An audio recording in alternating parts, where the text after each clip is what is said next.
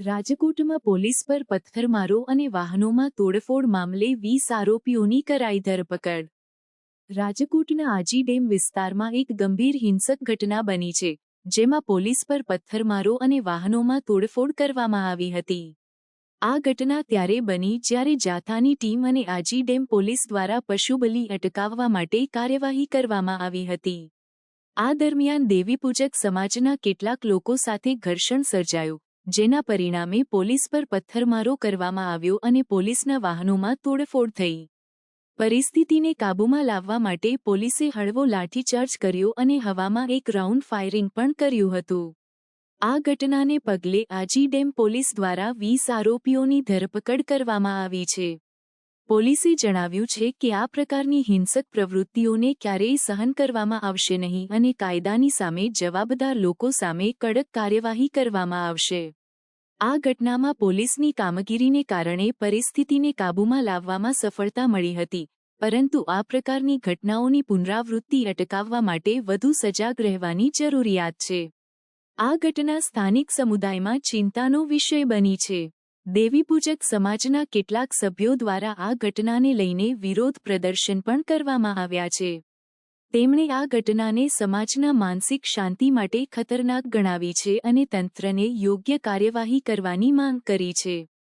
સ્થાનિક તંત્ર દ્વારા આ મામલે તપાસ શરૂ કરવામાં આવી છે અને દોષિતોને કાયદા હેઠળ સજા અપાવવાની તૈયારી કરવામાં આવી છે. આ ઘટનાને પગલે પોલીસ વિભાગે જાહેરમાં જણાવ્યું છે કે તેઓ શાંતિ અને કાયદાની રાજ્ય વ્યવસ્થા જાળવવા માટે પ્રતિબદ્ધ છે. તેમણે લોકોને અપીલ કરી છે કે તેઓ કાયદાનું પાલન કરે અને કોઈપણ પ્રકારની હિંસક પ્રવૃત્તિઓમાં સંલગ્ન ન થાય. તેમણે વધુમાં જણાવ્યું છે કે શાંતિપૂર્ણ વાતાવરણ જાળવવા માટે તેઓ સતત પ્રયત્નશીલ રહેશે અને કાયદાની સામે જવાબદાર લોકોને કડક સજા અપાશે.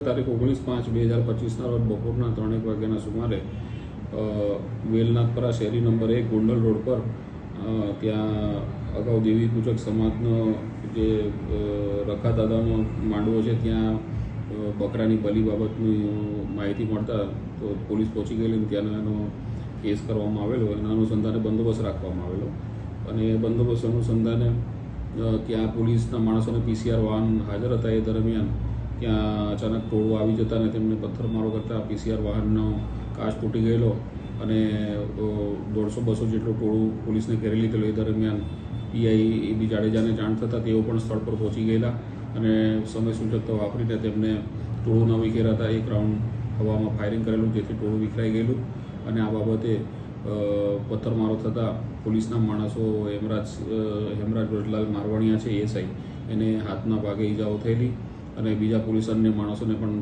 ઓછી વધતી ઈજાઓ થયેલી, જેથી જે બાબતે પોલીસના ફરજમાં રોકાટ બાબતે તેમજ ઈજા થયેલ તેમજ ડેમેજ ટુ પ્રોપર્ટી એક્ટ મુજબનો ગુનો આજી ડેમ પોલીસ સ્ટેશનમાં દાખલ કરવામાં આવેલ છે અને હાલ તપાસ ચાલુ છે.